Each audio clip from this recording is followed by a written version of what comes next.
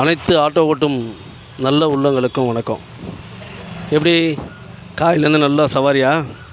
நான் காலையிலேருந்து சூப்பராக 3 சவாரி பார்த்துட்டு உக்காண்ட்ருக்கேன். நீங்களும் கிட்டத்தட்ட அந்த லட்சத்தில் தான் இருப்பீங்கன்னு நினைக்கிறேன்.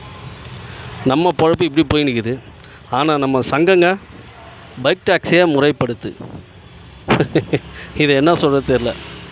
ஏன் காருக்கும் பைக் டாக்ஸினால் அடிபடுது, ஆட்டோக்காரங்களுக்கும் பைக் டாக்ஸினால் அடிபடுது.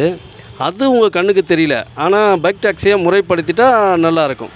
சரி, இப்போ பைக் டாக்ஸியை முறைப்படுத்திட்டா அவங்களையும் உங்கள் சங்கத்தில் சேர்த்துப்பீங்கல்ல? நல்லா இருக்குது அவங்க நியாயம். ஆட்டோ ஓட்டுற அத்தனை பேருக்கு நான் ஒன்று சொல்கிறேன்.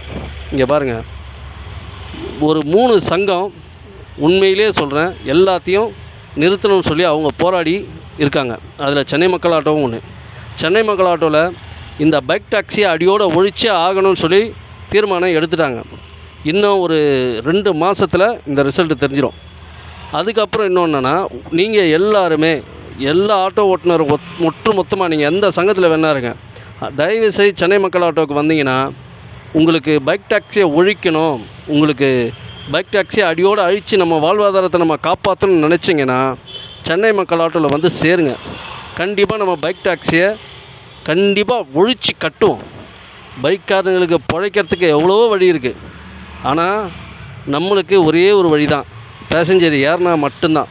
அவங்களுக்கு ஸ்விக்கி, டொமோட்டோ, பார்சல், அது இது நிறைய இருக்குது.